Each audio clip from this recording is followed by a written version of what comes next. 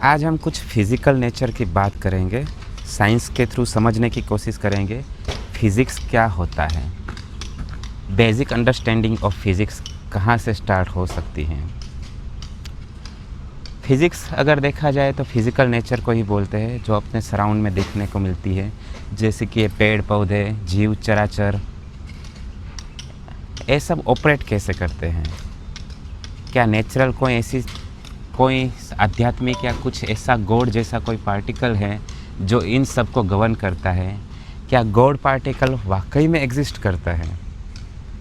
आपके मन में भी शायद ऐसे सवाल आते होंगे। अगर नहीं आते हैं तो समझने की कोशिश करते हैं सर आइजैक न्यूटन की थियोरी से। सर आइजैक न्यूटन बहुत बड़े साइंटिस्ट थे जिन्होंने the royal society of London की स्थापना किया था। उनका ये मानना था कि पूरा यूनिवर्स प्री डिटर्मिनिस्टिक है, यानी कि हम सब कुछ डिटरमाइन कर सकते हैं।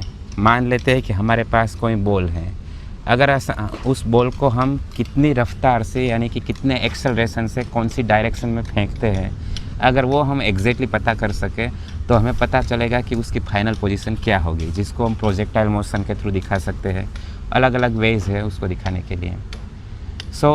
सर आइजैक न्यूटन बिलीव करते थे that we can know about God. God क्या है वो हम जान सकते हैं, बट उसके पास उस समय में कुछ प्रूफ नहीं था। अभी ज़माना चेंज हो गया है। आज के ज़माने में हम देख रहे हैं कि आर्टिफिशियल इंटेलिजेंस ने इतना आगे काम कर दिया है कि अभी हम अगर चैट जीपीटी में कुछ भी डालते हैं तो उसका आंसर हमें तुरंत ही मिल जाता है। बात यह है कि फिज़िक्स यानी कि फिज़िकल नेचर को समझा कैसे जाए। सर आइजैक न्यूटन के बाद एक और बड़े साइंटिस्ट आते हैं, सर अल्बर्ट आइंस्टाइन, जिन्होंने थियोरी ऑफ रिलेटिविटी यानी कि सापेक्षवाद की नीति दी। समझने में बहुत ही सिंपल है। अगर हम उसको कॉम्प्लिकेटेड तरीके से भी समझना चाहें तो भी बता सकते हैं कि टाइम और स्पेस दोनों अलग अलग चीज़ नहीं है, वो सेम ही है। यानी time and space is a same dimension, जिसको टाइम स्पेस डायमेंशन बोलते हैं। मान लेते हो कि अभी मैं यहाँ पर बैठा हूँ, ये पूरा यूनिवर्स यहाँ से स्टार्ट हो रहा है मुझसे, तो फिर मेरा टाइम एंड स्पेस का कोऑर्डिनेट्स क्या होगा, जिसको हम कोऑर्डिनेट ज्योमेट्री में दिखा सकते हैं। Like X Y Z axis में कैसे बताएंगे हम उनको कि यहाँ से स्टार्ट हो रहा है, यानी कि ये ओरिजिन हो गया।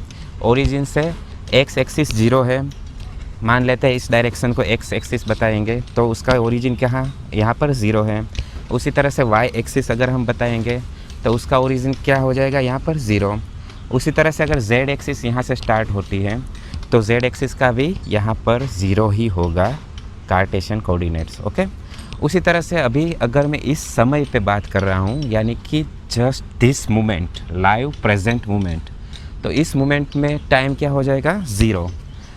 अगर हम कार्टेशियन कोऑर्डिनेट्स में 4 डायमेंशंस को दिखाना चाहते हैं तो कैसे दिखाएंगे, x0 y0 x0 y0 z0 and time is 0। So everything start from our heart और आवर माइंड और आवर थिंकिंग। ओके, यहाँ तक तो बात समझ में आती है, लेकिन अगर ये बात अगर हम बहुत बड़े लेवल पे यानी कि यूनिवर्सल फेनोमेनन जैसे हम देखते हैं कि सन मूव हो रहा है, फिर गैलेक्सी हमें दिखने को मिलती है, मिल्की वे गैलेक्सी, बहुत सारी छोटी छोटी नेबुलास जो हम देख सकते हैं बहुत बड़े टेलीस्कोप के थ्रू, जैसे कि जेम्स वेब टेलीस्कोप है जिसके थ्रू अभी हम देख सकते हैं कि बिग बैंग यानी कि यूनिवर्स कंटिन्यूसली एक्सपांड हो रहा है। ये सब आइडियाज़ आते हैं सर अल्बर्ट आइंस्टाइन की थियोरी से, जो थियोरी ऑफ रिलेटिविटी कही जाती है, जिसको पहले स्पेशल केसेस के रूप में दिखाया गया कि टाइम और स्पेस दोनों अलग अलग डायमेंशन नहीं है, दोनों एक ही यानी कि 4th डायमेंशन है। टाइम है वो स्पेस का 4था डायमेंशन है, ऐसा हम बोल सकते हैं। और उसको अगर जनरल टर्म में बोलना चाहें तो हम बता सकते हैं कि अगर वर्ल्ड में कोई भी चीज़ फास्टेस्ट मूव हो सकती है according to sir Albert Einstein तो वो है लाइट। लाइट की स्पीड के फास्ट कोई भी चीज़ ट्रैवल नहीं कर सकती। यानी कि अगर मेरी आइज़ से कोई रेज़ निकलती है अभी, तो वो रेज़ आपकी आंखों तक आने में जितना टाइम लेती है, वो टाइम अगर हमें कैलकुलेट करना है तो हम किस तरह से कर सकते हैं E=mc² के थ्रू, जिसको बोलते हैं जनरल थियरी ऑफ रिलेटिविटी। लेकिन इस थियरी में कुछ प्रॉब्लम था, बहुत बड़ा प्रॉब्लम था, जिसको बोलते हैं काज़म ऑफ इग्नोरेंस, यानी कि एक गहरा खड्डा। वो खड्डा था सर आइजैक न्यूटन की थियरी, सर अल्बर्ट आइंस्टाइन की थियरी और क्वांटम वर्ल्ड को रिलेट करने का। कैसे? एक बहुत ही सिंपल एग्जाम्पल के थ्रू समझने की कोशिश करेंगे। 4 तरह के फोर्स वर्ल्ड में एग्जिस्ट करते हैं। 4 तरह के फोर्स कौन कौन से हैं? एक तो होता है ग्रेविटेशनल फोर्स, जो हर एक मटेरियल बॉडी को एक दूसरे से अट्रैक्ट करता है और अट्रैक्शन में रखने की कोशिश करता है। जैसे कि अर्थ के ऊपर हम चिपके हुए हैं, उसी के कारण मैं यहाँ पर बैठ सकता हूँ।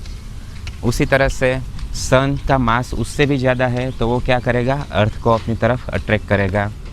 मून का मास अर्थ से बहुत ही कम है तो क्या होगा? मून अर्थ की तरफ अट्रैक्ट होगा। जस्ट शब्दों का खेल है, उसको भी थोड़ा समझते रहने। तो फर्स्ट फोर्स हो गया हमारा ग्रेविटेशनल फोर्स। सेकंड फोर्स आ जाएगा इलेक्ट्रोमैग्नेटिक फोर्स। ये थोड़ा बोलने में कॉम्प्लिकेटेड है लेकिन समझने में उतना ही इजी है। ये इलेक्ट्रोमैग्नेटिक फोर्स को हम 2 पार्ट में डिवाइड कर सकते हैं। इलेक्ट्रिक फोर्स यानी कि इलेक्ट्रिसिटी, एनर्जी, इन सब टर्म्स में।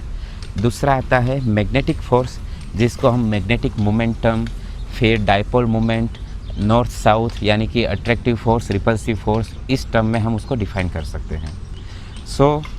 कोई भी जगह पे अगर इलेक्ट्रिसिटी प्रोड्यूस होती है, या तो हम ऐसा बोल सकते हैं कि जहाँ पर इलेक्ट्रॉन का मूवमेंट होता है, नेगेटिव चार्ज का मूवमेंट होता है, वहाँ पर हमें मैग्नेटिक फेनोमेनन दिखने को मिलता है।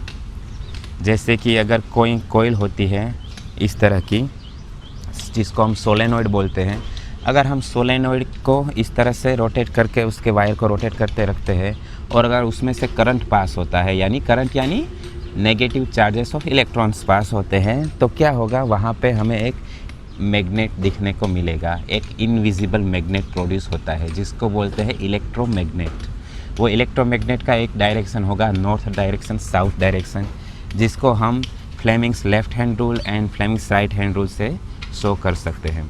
उसके ऊपर हम ज़्यादा डिटेल में समझने की कोशिश अभी नहीं करेंगे। जस्ट हम ये समझेंगे कि दूसरा फोर्स होता है जिसको बोलते हैं इलेक्ट्रोमैग्नेटिक फोर्स। ये फोर्स थोड़ा वियर्ड है, वो इलेक्ट्रॉन के ऊपर भी वर्क करता है और मैग्नेट्रॉन के ऊपर भी वर्क करता है, इसलिए उसको इलेक्ट्रिक मैग्नेटिक फोर्स बोलते हैं, जिसकी इक्वेशन मैक्सवेल ने दिया था, जिसको Maxwell's equations of magnetic force बोलते हैं। थर्ड फोर्स आता है जो बहुत ही क्वांटम लेवल पर एग्जिस्ट करता है, यानी कि एटम के अंदर। इसको बोलते हैं strong nuclear force. Strong nuclear force क्या होता है? सपोज़ हम बात करते हैं कि एक बड़ा सा एटम है, उसके अंदर एक छोटा सा, बहुत ही छोटा सा न्यूक्लियस है। अगर हम उसको कंपैरेटिव टर्म में देखने की कोशिश करेंगे तो मान लेते हैं कि अगर फुटबॉल का बहुत बड़ा मैदान है, उसके अंदर एक छोटा सा फुटबॉल का जो बॉल है वो अगर रख देते हैं तो वो उतना बॉल न्यूक्लियस कहलाता है। उस न्यूक्लियस के अंदर हमें 2 टाइप के प्रोटॉन और न्यूट्रॉन यानी कि 2 तरह के मटेरियल दिखने को मिलते हैं, पार्टिकल्स जिसको बोलते हैं। ये पार्टिकल्स अगर हम क्वांटम फिजिक्स में थोड़ा अंदर जाते हैं तो बोलते हैं कि वो क्वार्क्स से बने हुए हैं। क्वार्क्स क्या है, ये सब थोड़ा टर्म्स अभी हम समझने की कोशिश नहीं करेंगे। जस्ट इतना समझेंगे कि एक प्रोटॉन होता है जिसके ऊपर कुछ पॉजिटिव चार्ज रहता है और दूसरा होता है न्यूट्रॉन जो 0 चार्ज होता है, जिसको न्यूट्रल बोलते हैं। तो ये प्रोटॉन पॉजिटिव चार्ज होता है और न्यूट्रॉन न्यूट्रल होता है, फिर भी ये दोनों एक दूसरे से चिपके हुए हैं न्यूक्लियस के अंदर, और ये न्यूक्लियस को एकदम बाइंड करके रखते हैं। तो ये जो बाइंडिंग फोर्स है, इसी फोर्स को स्ट्रॉन्ग न्यूक्लियर फोर्स बोला जाता है। क्योंकि ये न्यूक्लियस के अंदर है इसलिए इसको न्यूक्लियर फोर्स बोलते हैं, और ये प्रोटॉन और न्यूट्रॉन को एक दूसरे से जॉइंट करके रखता है, इसलिए इसको बोलते हैं स्ट्रॉन्ग न्यूक्लियर फोर्स। क्योंकि ये बहुत ही स्ट्रॉन्ग होना चाहिए। अगर इसको हमें ब्रेक करना है, मान लेते हैं कि अगर हम इसको ब्रेक करने की कोशिश करते हैं, जैसे सबसे बड़े साइंटिस्ट ओपेनहाइमर ने किया था, जिसको बोलते हैं एटॉमिक बॉम्ब थियरी, ओके, ये यानी कि मैनहट्टन प्रोजेक्ट। तो उसके अंदर उन्होंने क्या किया था, हाइड्रोजन एटम का एक जो प्रोटॉन होता है, हाइड्रोजन एटम के अंदर क्या होता है, single electron and single proton. तो उस प्रोटॉन को उस न्यूट्रॉन से अलग करने की कोशिश में जो हाइड्रोजन का बम्बार्डमेंट हुआ था, उससे जो एनर्जी प्रोड्यूस हुई थी वो बहुत ही ज़्यादा थी। यानी कि अगर प्रोटॉन को न्यूट्रॉन से अलग करने में जितनी एनर्जी लगानी पड़ती है उतनी ही एनर्जी वो क्या करेगा, प्रोड्यूस करेगा। सो इसीलिए अगर हाइड्रोजन बॉम्ब का धमाका होता है तो वो यूरेनियम के बॉम्ब से बहुत ही खतरनाक और बहुत ही डरावना होता है। लेकिन अभी हम चौथा फोर्स भूल गए हैं अभी, जिसकी अभी बात करेंगे। चौथा फोर्स होता है वीक न्यूक्लियर फोर्स। थोड़ा दिखने में वीक लगता है लेकिन इतना भी वीक नहीं है। ये फोर्स एग्जिस्ट करता है न्यूक्लियस और जो उसके अराउंड इलेक्ट्रॉन रोटेट कर रहे हैं कहीं भी पूरे, जैसे मैंने बताया कि पूरा अगर हम एटम समझने की कोशिश करें फुटबॉल के मैदान जितना, तो पूरे फुटबॉल के मैदान के अंदर इलेक्ट्रॉन एकदम छोटे से पेबल के जितना होता है, एकदम छोटा सा। वो कहीं भी मूव करता है, यूं के यूं, कहीं भी किसी भी एंगल पे, किसी भी स्पिन में।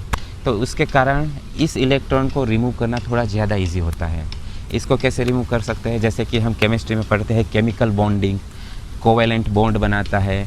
फिर दूसरा बॉन्ड आता है जिसको आयोनिक बॉन्ड बोलते हैं, यानी कि किसी के पास पॉजिटिव चार्ज है, किसी के पास नेगेटिव चार्ज है, तो दोनों एक दूसरे से सिम्बायोटिक रिलेशनशिप में रहते हैं। इस तरह से बॉन्डिंग होती है और उसका बैकग्राउंड भी उसी तरह से होता है। जैसे कि यूरेनियम के एटम के ऊपर अगर किसी क्रिप्टोनियन एटम का अगर हम प्रहार कर देते हैं तो उससे क्या होता है, न्यूक्लियस के अंदर से न्यूट्रॉन अलग हो जाते हैं और उस न्यूट्रॉन के कारण एक चेन रिएक्शन स्टार्ट होता है जिसको न्यूक्लियर रिएक्शन बोलते हैं। इस चेन रिएक्शन से अभी हम बहुत सारे एटॉमिक प्लांट चलाते हैं एनर्जी प्रोड्यूस करने के लिए। सो वीक न्यूक्लियर फोर्स थोड़ा वीक होता है किसके कंपैरिजन में, स्ट्रॉन्ग न्यूक्लियर फोर्स के कंपैरिजन में। तो इस तरह से हमारे पास 4 टाइप के फोर्सेस हैं। कुछ अगर क्वेरी है आपको तो नीचे कमेंट कर सकते हैं और मेरा चैनल सब्सक्राइब करें। मेरी वेबसाइट golinama.com पे भी आप रजिस्टर कर सकते हैं, सब्सक्राइब कर सकते हैं। अगर कुछ स्पेशल टॉपिक के ऊपर आपको कुछ वीडियो चाहें तो भी आप नीचे कमेंट में बता सकते हैं। तो नेक्स्ट टाइम मैं ट्राई करूँगा कि उस स्पेशल टॉपिक को लेकर पूरा वीडियो बनाऊँ। Thank you.